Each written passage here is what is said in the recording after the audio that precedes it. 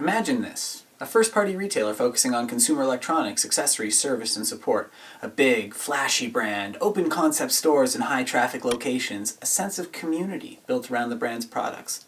Classes, tournaments, those teak-looking tables that have laptops and things on them, giant LCD screens on the wall. Those of you who read the title and description know I'm not talking about the Apple Store, but it sure sounds like I am. Microsoft is shuttering its 83 physical locations as part of what the company is calling its new approach to retail. I think it's as good a time as any to talk about why they might have done this. I don't know why they're making decisions that they have, I only know what they say, but I do have some ideas. Before we get into that, though, a brief history of the Microsoft Store is in order. Back in 2008, Microsoft was a very different company. The economy was down, the cloud hadn't yet taken off, and the mobile phone market was far more fragmented than it is today. Check out this chart from an archived Comscore press release. As you can see, RIM, that's Research in Motion, the company that used to make BlackBerries, is way ahead. And Microsoft's actually in third place, right behind Apple. Google's Android is just a blip.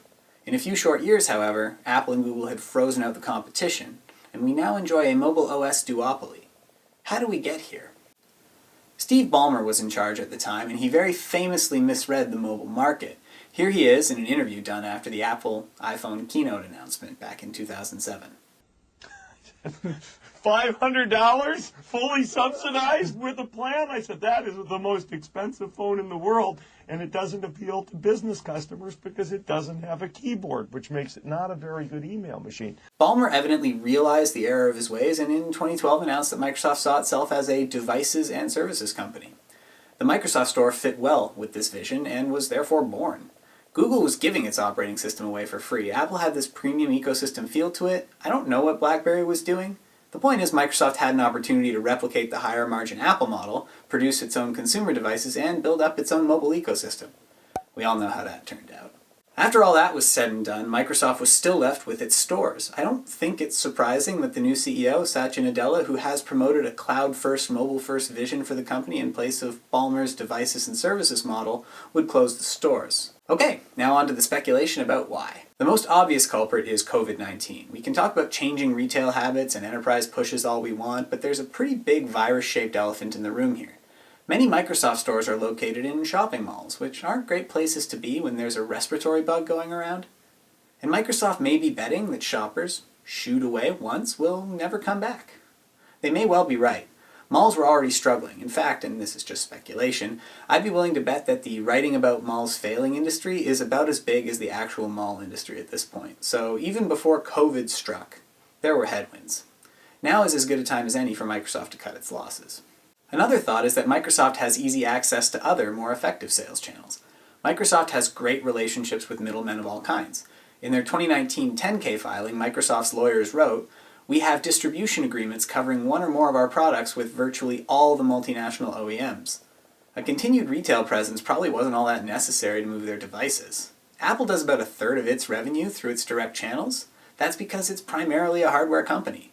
Microsoft doesn't sell phones anymore, so its hardware footprint is much smaller. And that dovetails nicely with our final point. Microsoft is a software company. Selling software in physical form in a store isn't really a growth industry. Microsoft hinted at this in their press release, quoting corporate VP Dave Porter, who said, "Our sales have grown online as our product portfolio has evolved to largely digital offerings. If you're buying software in store, you're in the minority."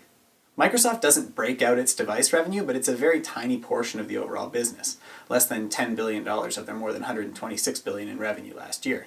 It doesn't make sense to support a business this way, especially with Office 365, Azure, and the Intelligent Cloud representing growth areas for Microsoft.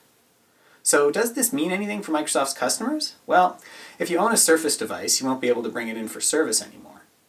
You also won't be able to attend in-person classes or other local events. If you're interested in playing with a Surface Studio or some other obscure piece of Microsoft hardware in store before you make a purchase, you're probably going to be out of luck as well. Corporate customers are mostly buying through distributors already, and many have enterprise agreements for their software, so it's hard to see this decision actually affecting them. Ultimately, I think the Microsoft Store is a casualty of the times, and with this pandemic and our changing tastes, it won't be the last one. Thank you so much for watching this video. If you've ever been to a Microsoft Store, please like or comment, and indicate that in some way. And if you've ever bought something from a Microsoft Store, I need you to tell me about it, because I don't think I've ever met anyone who has, and maybe that's why they're closing. Anyway, thank you so much for watching the video. Please click like and feel free to follow me on LinkedIn. You can subscribe to me on YouTube if that's your thing. I'm hoping to get to the double digits someday. Thank you very much, and have a good one. Okay, stop.